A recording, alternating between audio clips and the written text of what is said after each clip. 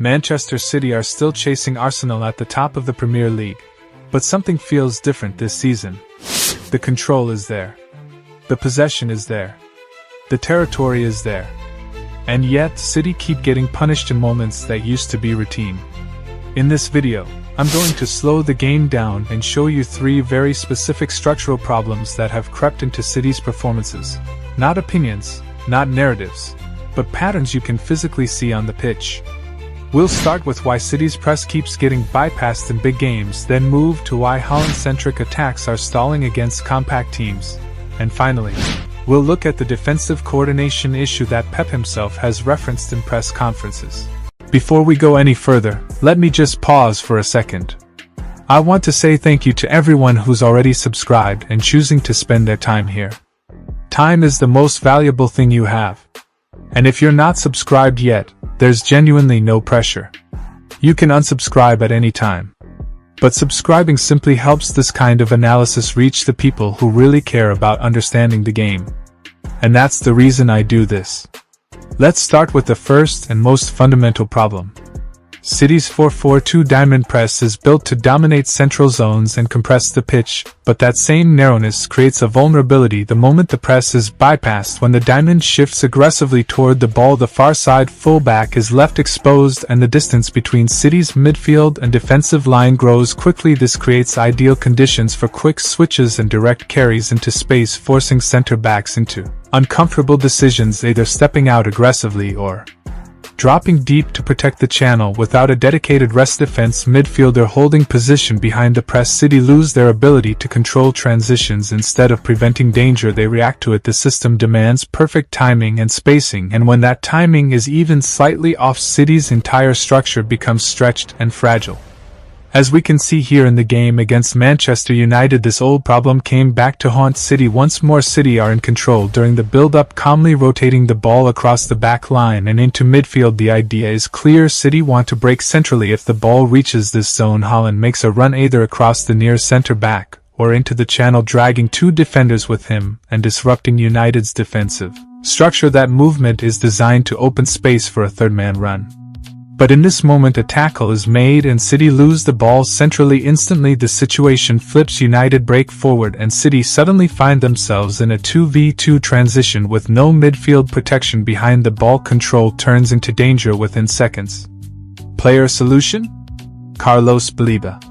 He profiles as exactly the type of midfielder City are missing in these moments. His biggest strength is not just athleticism but anticipation. He positions himself behind the ball as attacks develop, always prepared for the moment possession is lost. Instead of reacting late, Baleba blocks passing lanes early, slows counters and wins second balls, buying time for the defensive line to recover. His presence allows City's center-backs to hold position rather than stepping out in panic, and gives fullbacks the freedom to press higher knowing someone is protecting the space behind them. Baleba doesn't stop counter-attacks from happening entirely, but he controls how dangerous they become.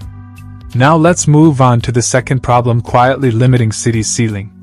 City's attacking structure has leaned heavily on Haaland, and when he is tightly marked, creativity drops sharply against compact defenses. Opponents screen central lanes, step together, and deny early service into the box. Without consistent 1v1 threat from wide areas, City's possession becomes predictable rather than dangerous. Circulation increases, but penetration does not, and players become hesitant knowing turnovers can expose them in transition. The result is dominance without incision, territory without threat, and frustration creeping into City's attacking rhythm. This is not about chance creation volume, but about variety, unpredictability, and having multiple ways to hurt the opponent.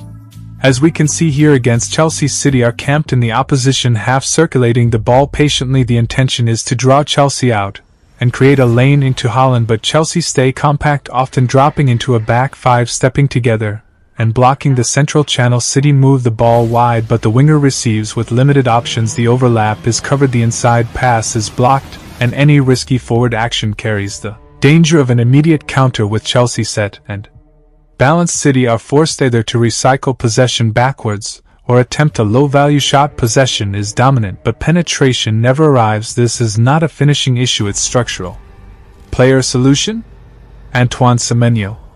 We all know Semenyo as the player who runs relentlessly in attacks. He is the one Bournemouth look to when they want to transition quickly, when they want vertical threat, when they want chaos. Pep understands this profile perfectly, and he understands the Haaland problem. Haaland is the best striker in the Premier League, but when he is tightly marked, City can look frustrated, and the bigger question is what happens if Haaland is unavailable. Semenyo becomes the answer. Don't take my word for it. Look at the goals he has scored and the positions he occupies. Even in the goal against Wolves, where City operated without Haaland, Semenyo attacked space from a wide starting position and carried the ball into the box aggressively. In that same game, he hit the post in the second half from a position that shows his freedom to drift inside. Semenyo gives City an alternative focal point, a runner, a carrier, and a direct threat that forces defenses to defend differently.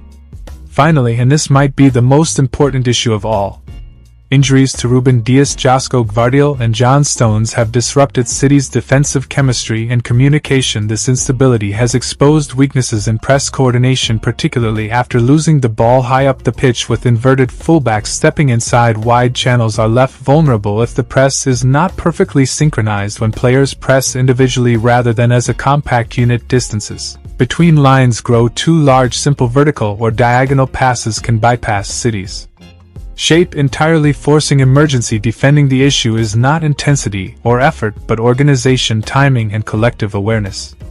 As we can see here against Newcastle, City's press begins to lose cohesion. There is too much space between the wingers and the defensive line. The moment City lose the ball, both wide channels become danger zones. Newcastle win a physical duel and immediately play into the left wing channel. City are exposed. Normally a defender with authority would step in early, but instead Newcastle progress inside. Both City centre-backs focus on the ball, fail to communicate, and completely lose track of the striker.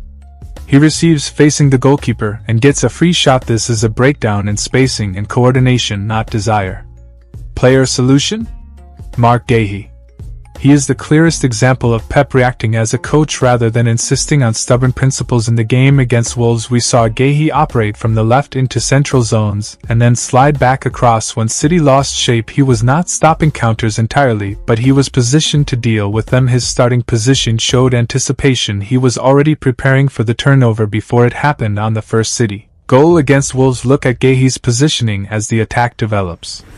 He is guarding against the counter, already balanced, ready to step in if the ball is lost. That awareness changes everything. In the dying moments of that game, Guéhi put his body on the line to block a shot, and the reaction from Nico O'Reilly and the rest of the team told the story. City have needed a defender willing to protect the goal at all costs. That willingness to defend space, communicate, and sacrifice is what Guardiola values, and unlike managers who refuse to adapt, Pep adjusts when he sees problems. That's why Guéhi matters.